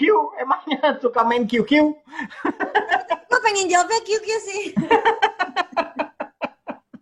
Aduh, lucu banget. Serta saya tahu itu pasti yang suka, nggak akan menang lah, gue mah udah gini aja bercanda biar lucu. Meramaikan suasana Itu Anda sudah punya sense of humor yang sangat baik sekali. Jangan lupa, besok adalah pertemuan kita yang terakhir di inkubasi ya. Dan besok ini adalah acara kita besok di jam yang sama, jam 7. Silakan. Kita akan ketemu Pancalima Persada. Sensei Titan Septian. Kayaknya pernah nginterview juga nih gue nih. Ya. Oke, ini adalah pertanyaan ketiga. Nanya dong. Kalau kondisi run out cash karena invoice macet, mendingan pinjam utang, stop gaji, atau ganti skema penggajian seperti yang kayak tadi, project base. Jadi ketika sudah titik nadir. Ya. 2009 aku pernah menggadaikan, ini minta izin sama suami tahu, sayang aku pinjem sertifikat mobil, sertifikat mobil BPKB ya, BPKB pernah disekolahin juga. Pernah disekolahin karena waktu itu penghasilannya besar tapi kok cashnya nggak ada. Di situ baru ketahuan kalau invoice banyak yang macet. Dan di dalam sistem di perusahaannya waktu itu nggak ada sistem untuk nagih. Konyol kan? Itu isinya duit semua terus nggak ada yang nagih. Orang finance bilang, itu kan tugasnya orang sales bilang, ya finance nggak bilang kalau itu macet, kita diem-diem aja. Jadi setelah itu kita review semua sistem kerjanya supaya nggak ada lagi invoice-invoice yang nyangkut. Jadi sebelum kita berpikir, wah ini apa nih, mesti dicari dulu penyebabnya invoice macet tuh apa. Ada sih penyebabnya memang kliennya lalai membayar ya. Tapi kalau waktu itu aku memang sistem internal kita yang gagal membuat sistem supaya invoice itu segera berputar. Jadi kalau sekarang tuh benar-benar sampai kalau invoice belum cair, sales nggak boleh dicatat sampai kayak gitu. Supaya anak salesnya benar-benar ngejar salesnya bisa tercatat. Sampai harus bikin kayak gitu. Jadi sistem internal kita yang harus diberesin. Jadi tadi jawabannya minjem ya? Jadi jawabannya kalau gue waktu itu minjem. Tapi di 2020 kemarin yang kami lakukan adalah nge-review pembeli kita tuh butuhnya apa sih? Jadi kan tatap muka nggak mungkin tuh mulai bulan Maret April 2020. Terus kalau diajak mau bikin training finansial nggak? Lagi pandemi, ngapain bikin training finansial? Kalau harus berhemat, yang akan mereka hemat duluan adalah training finansial dong, ya kan?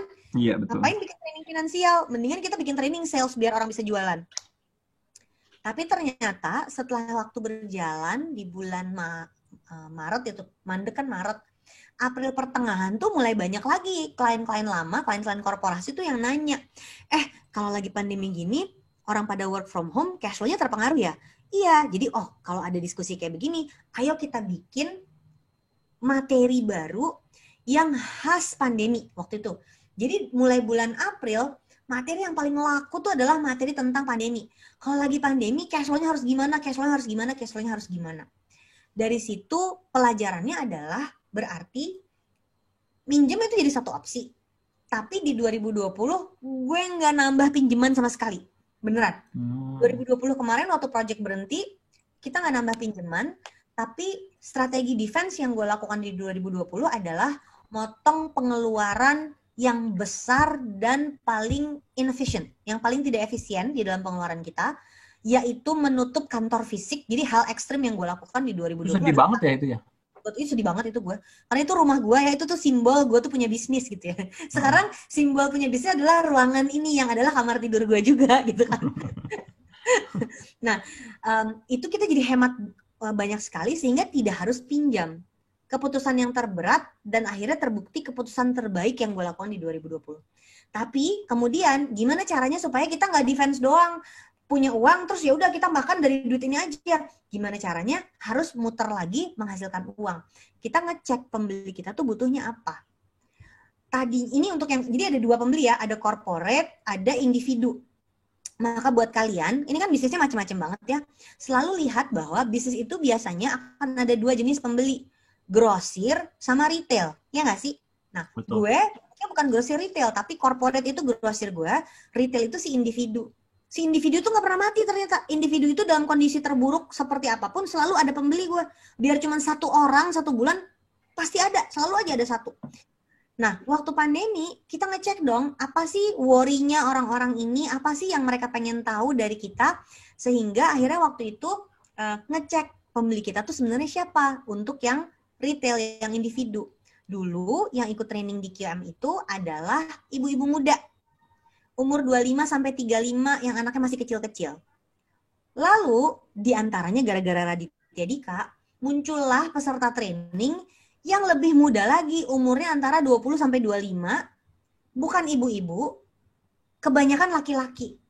Jadi waktu kita menawarkan kelas dana pendidikan, nggak kena dong buat mereka. Jadi kita cek, kita survei, kita ngobrol sama mereka. Kamu pengennya ikut kelas apa nih? Ternyata buat mereka, tertariknya itu dana pensiun. Bayangin, anak-anak umur 25, cowok-cowok, tertariknya dana pensiun. Itu kan gak logis ya, Maya. Yang tertarik dana pensiun tuh mungkin umurnya 35. Tadinya gue berasumsi gitu. Jadi gue berhenti berasumsi. Iya, tiba-tiba 25 ya. Jangan mikir, tanya sama mereka. Kayaknya, gak ada kayaknya, tanya. Ternyata si cowok-cowok umur 25 tahun ini, kebanyakan tertariknya tuh dana pensiun dan dana rumah pertama. Gak bakal beli rumah minggu depan, enggak, belum punya duitnya. Tapi gelisah kan. Mereka semuanya gelisah. Gimana caranya biar bisa punya rumah sendiri?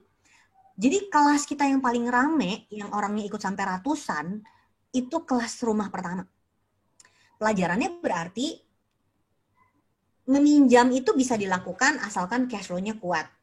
Tapi jangan itu diandalkan dulu. Karena ternyata funding yang terbaik itu adalah sales dari pembeli yang existing. Jadi kadang kita tuh fokusnya sama pembeli baru terus. Lupa. Pembeli lama itu bisa repeat order loh. Nah, untuk pembeli lama bisa repeat order, kita udah ngapain sih buat mereka? Gue termasuk orang yang percaya kalau lu give back, you get more. Sehingga kalau kita, dan ini kan sebenarnya hukum fisika nggak sih? Hukum alam kan ya? Aksi sama dan reaksi kan ya? Sama, betul. Kalau mancing, mesti ada umpannya dulu, baru bisa dapat mancingnya, ikannya gitu kan. Jadi nggak bisa main jualan aja ke pembeli lama. Lu tuh kasih manfaat lebih nggak sama mereka? Jadi kita mulai bikin konten, bikin acara gratis hanya untuk pembeli lama. Jadi kalau nggak member di website QM, nggak bisa ikut kelasnya, jadi bikin eksklusif. Nah yang kayak gini-gini juga akan gue bahas, tapi lupa adanya di sesi materi 2 atau materi 3 ya. Ngebahas antara zaman dulu itu kan yang 4P itu loh, pricing, product, placement, itu kan jadul tuh. Philip Kotler zaman dulu tuh, promotion, itu kan jadul. Nah, gue mau tunjukin kombinasi itu nanti di materi 2 ya. Yang kekinian, di dalamnya tuh ada engagement, exclusivity, traction, yang kayak gitu-gitu nanti akan dibahas juga. Sehingga jangan cuman mengandalkan, apa gue pinjem aja ya. Tunggu dulu, pinjem itu harus bayar balik. Jadi kalau nggak punya sales minjem itu kayak bunuh diri. Karena sesudah itu kalau bisnisnya kolaps dan nggak bisa balikin duit, pribadi ini yang harus bayarin. Jadi funding yang terbaik sebetulnya adalah bisa jualan lagi ke existing customer. Pembeli lo yang udah lama udah dicek belum mereka butuh apa. Mungkin contoh gampangnya gini, ada satu muridnya akselerasi yang batch pertama, kasih contoh aja sekalian ya. Brandnya namanya Belianza, cari deh di Instagram. Kemarin saya bahas tuh Belianza. Sesi one on one sama mereka, dan mereka itu bikin baju muslim. Dia punya toko online yang belum besar, di Instagram juga followernya nggak banyak dulu. Tokonya dia yang paling laku tuh di Baltos di Bandung, di Balubur Town Square. Terus begitu pandemi, Baltosnya ditutup, jadi dia nggak bisa jualan dong, Mo. Dan orang nggak pergi keluar rumah. Orang kalau nggak pergi keluar rumah nggak butuh baju baru dong. Mati gaya dong dia. Ya, betul. Salah satu yang dia lakukan adalah, ada 2 sebenarnya, tapi gue nggak akan bahas yang pertama. Itu nanti akan gue bahas di materi kedua ketiga. Yang kedua yang dia lakukan adalah dia lihat si pembelinya dia, yang follow dia di Instagram, yang selama ini pergi ke Baltos. Mereka sekarang di rumah aja aktivitasnya apa sih? Dan sempat ada masa di mana si ibu-ibu hijaber ini semuanya senang olahraga kan. Habis nggak ada kerjaan lain, harus di rumah. Ya olahraga online lah, zumba online lah, pound fit online lah, sepedahan lah, atau jalan pagi lah. Jadi daripada dia jualan baju biasa, ketika orang nggak bisa pergi kemana-mana, dia jualan baju olahraga muslimah. Pakai kain yang nggak ada di tempat lain. Dan gue sebagai muslimah berhijab yang suka banget olahraga, masalah utama gue tuh adalah baju olahraga untuk muslimah itu kayak Teletubbies, jelek banget. Iya, iya. Jadi Warnanya Nora-Nora. orang-orang dan warna itu ya aku gak akan pakai itu. Mending di rumah aja mengurung diri daripada harus pakai baju itu. Jadi dia melihat ada kebutuhannya, ada problem buat orang kayak gue, match dong langsung. Sehingga selama pandemi kemarin penjualan dia ada terus. Jadi cashnya habis karena Baltos yang tadinya andalan dia ditutup. Bayangin ada satu channel nggak boleh buka. Itu kan kayak tokomu tiba-tiba dipalang gitu. Iya, betul. Mallnya tutup. Jadi dia harus cari cara lain. Dia mulai baru membangun secara digital, tapi ternyata nggak bisa secara digital aja, produknya harus baru. Jadi yuk, lihat yuk, si pembeli kita tuh sekarang lagi ngapain sih? Dia tuh hidupnya kayak apa sih? Pemilik bisnis ini kritik pedas gue untuk semua kalian yang pemilik bisnis, termasuk gue dan termasukmu. Kita itu fokusnya ke diri kita kan? Ya nggak sih? Gue bikin bisnis karena gue bisa ngapain? Gue bisa ngajar finance, jadi bisnis gue tentang finance. Padahal harusnya fokusnya adalah si usernya yang sekarang bareng sama Ninja Express, dan klien gue tuh Ninja Expressnya, dia butuhnya apa sih? Kalau gue kekeh mau ngajarin bikin dana pendidikan bareng sama Ninja Express, gue gak akan dipanggil. Tapi karena pengetahuan finansial ini dibutuhkan oleh UKM, masukkan sama kebutuhan Ninja Express, baru gue bisa dipanggil. Nah yang kayak gini yang artinya kita mesti peka, coba lihat si pembeliku punya masalah apa, berarti gue bisa kasih solusi apa sama dia.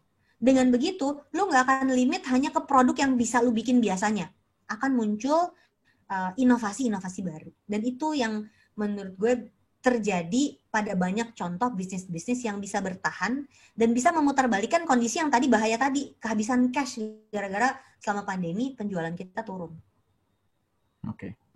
Ya, ini mumpung lagi dibahas, saya pernah ngobrol sama Tehnita ini, Tehnita Belianza.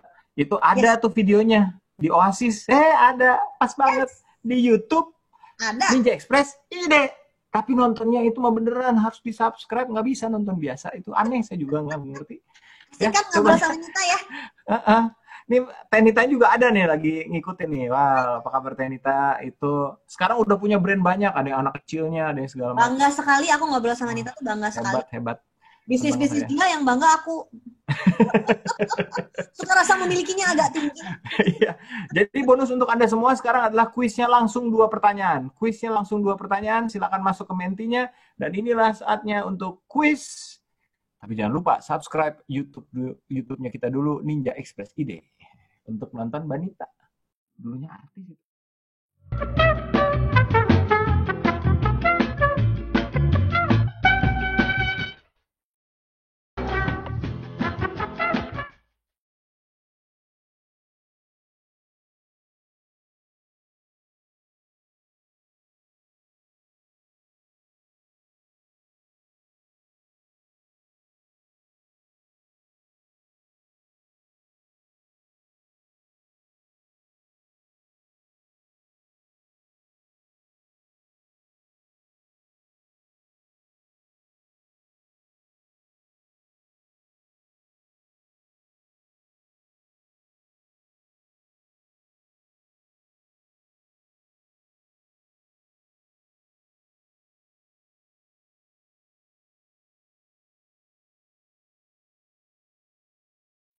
Langsung ke pertanyaan berikutnya.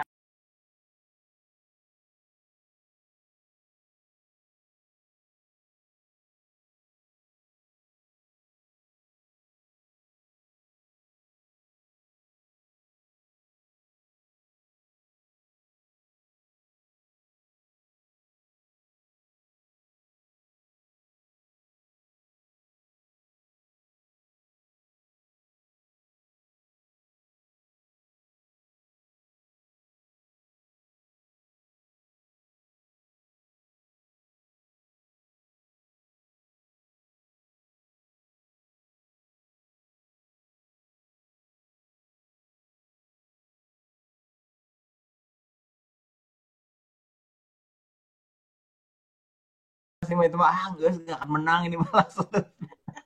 Tim penggembira hore. Penggembira. Aduh, pertanyaan terakhir. Yuk. Pertanyaan terakhir. Apakah kalau pemborosan di produksi atau produk yang rusak dalam produksi, apakah ini termasuk biaya yang tersembunyi juga? Apa nama biaya yang harus kita catatkan dalam laporan laba rugi? Hmm, Satu lagi deh, ada dua belum jadi pertanyaannya. biaya ya itu Bukan baru bukan pertanyaan baru terakhir. jadi stok ya. Bukan pertanyaan terakhir. Tapi ini Ya. menarik dan ini ilmunya bukan sekadar akuntansi tapi sebenarnya ada ilmu logistik khusus nih. Pasti di Ninja Express ada deh ini ahli-ahli logistiknya nih yang ngerti. Kayak first in first out-nya gitu kan harus diketahui ya. Karena Ya. aku pernah ngajar buat MLM barang yang disukai ibu-ibu itu loh ya, yang dari plastik kontainer itu. Nah, mereka cerita omsetnya berapa, terus aku perhatiin kok ada yang salah nih, harusnya lebih banyak daripada itu, kenapa cuma segini omsetnya gitu. Terus aku kasih pertanyaan, Bu, stok yang ada di balik lemari, stok yang ada di kolong tempat tidur, stok yang ada di atas lemari, itu udah pernah dihitung atau belum? Dan ternyata mereka nggak pernah ngitung. Jadi mereka itu kayak distributor kan, beli dari pusat 10 biji plastik kontainernya, terus disimpan di lemari. Kalau ada temen yang beli, baru dibeli. Jadi yang dihitung adalah beli, tapi dia nggak ngitung yang dia jual, sehingga stok yang ada itu nggak pernah dihitung. Akhirnya ketika dia punya pencatatan, stoknya itu masuk sebagai catatan stok, tapi belum jadi ongkos. Maka dia harus jual.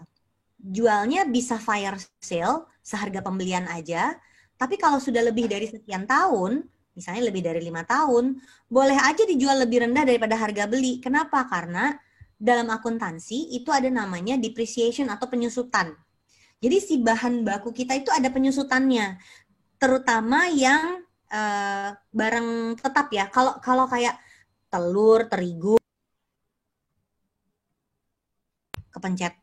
Penyusutannya ya dalam beberapa hari, beberapa minggu ya kan, karena telurnya akan busuk, susunya akan basi gitu.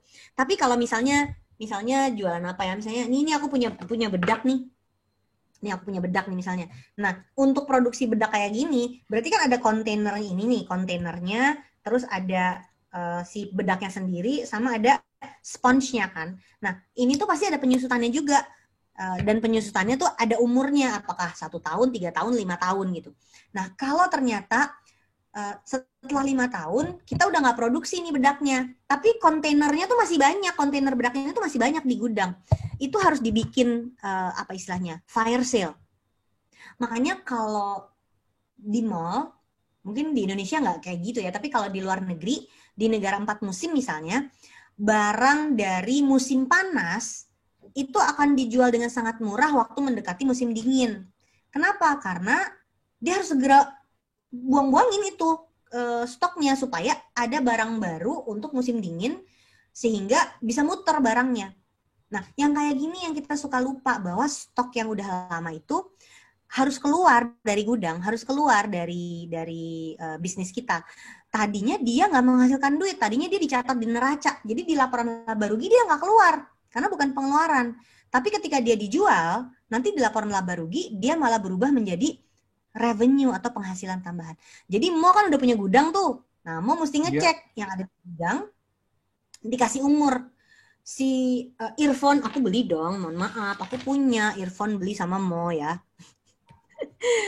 Masih bagus kan? Masih bagus, tapi ternyata kemudian aku sudah punya mikrofon baru, jadi belum dipakai lagi. Oh, iya. Nah, jadi mesti misalnya mau order 100, dalam 3 bulan baru kejual 75. Nah, ada sisa 25 nih. Harus menentukan si 25 sisa earphone ini mau terjualnya kapan. Apakah dalam 3 bulan, apakah dalam 6 bulan. Sesudah itu, nilainya dia akan turun. Nah, ini harus menentukan kita mau simpan berapa lama. Supaya dia nggak nyangkut aja di dalam gudang untuk 3 tahun ke depan. Karena itu Orang Indonesia kan suka nggak ridho ya. Tapi kan itu sayang, kemarin belinya 30.000. Beli 30.000 tuh udah 5 tahun yang lalu. Kalau di dalam akuntansi itu ada namanya depresiasi atau penyusutan. Jadi barang itu per tahun. ketika umurnya bertambah, nilainya dia menyusut terus. Maka harus ada waktu di mana kita menganggap nilai barang yang udah duduk aja di gudang selama 5 tahun jadi 0. Maka kalau dijual, nilai bukunya udah 0, jadi udah nggak ada ongkos gitu. Nah, aku tahu ini butuh, tunggu gimana maksudnya gitu ya. Kalau punya background akuntansi, mudah untuk mengerti tadi. Tapi kalau nggak punya background akuntansi sama sekali, tidak masuk di akal. Karena nggak kebayang puter di dalam ledgernya kan gitu. Itulah kenapa jangan pernah underestimate ilmunya akuntansi. Mungkin terdengar sebagai mata pelajaran yang super membosankan. Aku teh benci tau nggak sama akuntansi. Jadi seperti anak Asia lainnya, waktu aku kuliah di Australia dulu, masuknya kita ke accounting and finance dong. Begitu sama ketemu sama accounting, aku teh benci sama pelajaran ini, aku teh nggak suka pisan. Jadi aku akhirnya memutuskan keluar dari akuntansi, belajarnya finance sama marketing. Begitu punya bisnis, untung pernah ngambil mata kuliah akuntansi, sehingga ngerti proses berpikirnya. Tapi tobat, aku nggak sanggup disuruh ngerjain pembukuan. Nanti di materi kedua ketiga, aku akan lebih detail lagi ngebahas siapa yang harus ngerjain pembukuan ini. Zaman sekarang tuh udah ada aplikasi, jadi kita nggak harus kita ngerjain, bisa pakai aplikasi. Bahkan kalau bisnisnya sudah lebih ajak, carilah anak SMK gitu suruh ngerjain pembukuan. Udah bisnis lebih ajak lagi, cari akuntan. Artinya apa? Nggak harus kamu yang mikirin itu. Kamu mah tugasnya yang lain, kan tadi ceritanya strategis, jadi harusnya jangan yang mikirin ini inputnya kemana ya, nggak perlu. Tapi kita butuh orang yang ngerti accounting untuk jelasin. Jadi aku punya akuntan di kantor, dia yang jelasin, Win, sales bulan ini nggak nyampe, harus melakukan ini, kalau nggak cash-nya akan berkurang loh. Orang finance kantor aku tuh ngasih laporan cash ada berapa tuh seminggu sekali. Ngebahas budget itu sebulan sekali. Nah, kayak gini-gini, jadinya fokusnya bisa ke strategi, nggak lagi ngebahas ini masukin debit kreditnya yang mana ya gitu. Ya aku paham kalau tadi penjelasannya mungkin ada yang, aduh aku nggak ngerti maksudnya ini apa ya, karena ini memang accounting. Nah, jadi tadi sekali lagi, kalau ketemu ada stok barang yang udah lama, dihitung ini udah berapa lama, 1 tahun, 3 tahun, 5 tahun, kalau udah lebih dari 1 tahun kemungkinan barang itu udah nggak ada nilainya. Jual aja dengan harga serendah mungkin nggak masalah, itu langsung tercatat sebagai penghasilan. Oke. Nah, ini akan ada pertanyaan terakhir masalah yang itu. Masalah terlambat apa tidak gitu. Nah, ini kejadian juga sama saya. Karena saya dulu terlambat. Terlambat apa, Mo? Nggak ngerti. Terlambat untuk memakai jasa akuntan. Oh, iya. Nah, ya, nanti kita akan bahas itu. Sebentar. Kuis dulu. Kuis lagi? Kuis dulu. Jangan lupa ngisi itu ya, ngisi kuesioner ya. Silakan link kuesionernya. Soalnya kita penting banget itu. Kuesioner itu penting banget untuk evaluasi. Ya, sekali lagi silakan isi kuesionernya, linknya ada di chat sekarang. Dan sebentar itu kuis dulu. Nah, tuh link kuesionernya udah ada.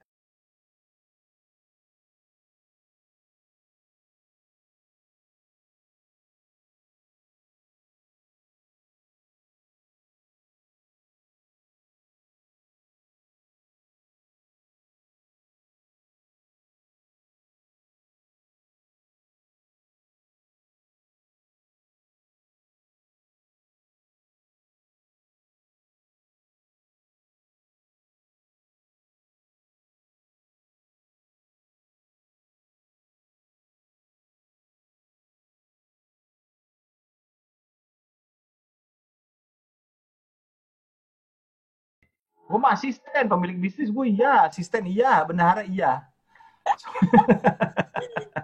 Sesuai konteks. Ya, ini pertanyaan terakhir, pertanyaan kita semua karena kita tercerahkan sekali sama paparan Sensei. Nah, ini kan terlambat ya. Semuanya ini laporan keuangan kita juga belum rapi, tulisannya masih cuman keluar masuk doang, cuman ngelihat duit itu dari rekening koran. Untung-untung ketika mentransfer itu ditulis buat apa. Ini sempat saya waktu dulu ditanya ini buat apa ya, ini tanggal segini nggak ada tulisannya apa-apa. Waduh, apa ya? Akhirnya buka chat. Catatannya ada di chat. Catatannya ada di chat. Itu aneh banget. Apakah kalau sudah terlambat ini gimana cara memperbaiki laporan keuangan kami, Kak, gitu. Ya, Ini penting banget, ini penting banget. ada dua approach. Approach yang pertama adalah kamu mau mundur ke belakang berapa lama? Ada yang mundur ke belakangnya setahun ke belakang, ada yang dari 3 tahun lalu waktu bisnisnya baru mulai gitu. Tapi approach yang kedua menurut aku lebih praktis. Approach yang kedua adalah per hari ini punya apa? Anggap aja yang udah lewat itu udah, mulai hari ini kita catat yuk, bikin stock opnam. Punya apa aja sih? Rekening yang mau dinyatakan sebagai rekening bisnis tuh yang mana atas nama siapa? Mungkin ada di sini teman-teman yang bisnisnya belum berbadan hukum, sehingga rekeningnya masih atas nama pribadi. Nah, banyak tuh UKM. Ya banyak kan yang kayak gitu. Nah, rekeningnya Liguina A, B, C, yang mana yang buat bisnisnya? Kalau rekening A ternyata itu buat bayar cicilan rumah, berarti bukan. Rekening B ternyata itu untuk keluar masuk grocery shopping dan beli bensin, berarti bukan. Ternyata si rekening yang C. Nah, rekening C ini untuk keluar masuk keuangan bisnis. Walaupun tiga-tiga rekening atas nama Liguina semua, misalnya kayak gitu. Kalau yang udah berbadan hukum akan lebih clear karena ketahuan mana yang atas nama QM Financial, mana yang atas nama Liguina, terpisah sama sekali kan. Nah, jadi perhatikan bahwa ketika kita bicara rekening atas nama bisnis kita, akan kelihatan di situ uangnya kemana aja. Dan per hari ini ada saldo berapa. Jadi paling tidak kita catatkan itu dulu. Bisnisku per hari ini tanggal 9 Februari punya apa aja. Apa aja tuh mulai dari, kalau aku bisnisnya ngajar kan ya, laptop ini dibeliin uang kantor, mikrofon ini dibeliin uang kantor, kameranya dibeliin uang kantor. Nah, kemarin bonnya mana ya? Ini kan kwitansinya. Aku catat dulu nih, berarti paling tidak bisnis aku punya uang di bank, saldonya berapa, terus punya aset berupa laptop, mikrofon, sama kamera. Itu yang dimaksud dengan aset dari perusahaannya. Dari situ kita cocokin, kemarin setor modalnya berapa ya? Nanti akan ketahuan di neracanya ada berapa banyak asetnya, yang cash maupun yang bentuknya barang fisik, versus utangnya apa aja, dan setoran modal si pemilik bisnisnya sekarang jadi berapa. Itu pertama neraca. Yang kedua, baru kita nyatat penghasilan pengeluaran, ya karena baru 9 Februari, bisa kali ngitungnya dari Januari tanggal 1 gitu. Anggaplah yang lewat di 2020 udah lewat. Jadi kamu punya pilihan dua. Catatan yang kemarin penting deh. Kalau gitu kita mau mundur berapa tahun ke belakang, berarti bikin catatan keuangannya mesti dari tahun berapa. Tapi yang paling praktis, kalau bisnisnya memang udah deh yang gampang aja deh, mulainya dari 2021. Artinya nggak pernah ada kata terlambat. Cuman nggak lengkap gitu loh. Jadi mau mungkin udah mulai dari tahun lalu, tapi baru dicatat di 2021. Ya udahlah, nggak apa-apa, lupain aja 2020, anggap lewat doang, itu baru belajar, nyoba-nyoba. Sekarang mau serius bisnisnya per 1 Januari. Bisa diatur begitu. Jadi tidak ada kata terlambat ya? Nggak ada kata terlambat, jangan khawatir. Mulai besok juga bisa ya? Oh, bisnisnya bisnis kita Iya. kan. Paling-paling Betul. berpartner sama siapa sih? Orangnya juga kenal kok sama kita. Ya udah. Beda kan sama public company gitu, yang semua pemegang saham harus dapat laporan kan? Enggak, ini bisnis kecil, bisnis kita sendiri kok. Kelebihannya kalau UKM gitu, kita mau mulainya dari mana nih? Dari hari ini deh. Oke, sip. Terima kasih banyak, Sensei Libina, Hai. pemaparannya. Dan jangan lupa ini semuanya akan ada lagi di akselerasi, di kelas akselerasi. Jadi harus mendaftar kelas akselerasi 2. Link ada di kolom chat sekarang. Ini akan kita keluarkan linknya. Dan untuk seluruh kelas inkubasi, undangannya udah kita kirim. Jadi besok itu terakhir, besok terakhir untuk kelas inkubasi, harus ikutan ya. Karena penting juga, silahkan admin diperlihatkan besok itu kita ngapain. Di jam 7 malam, sama persis, jam 7 malam. Oke. Nih, Mas Titan Sabtian. Besok eksportir. Weh, ini udah kaleng-kaleng ya, ini langsung ngomongin ekspor loh. Iya, udah ngeri nih. Oke. Ini kita itu kalau ngekspor itu dolar naik turun nyantai.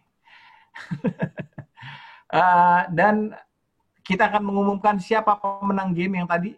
Silakan Mas Galan, pemenang gamenya.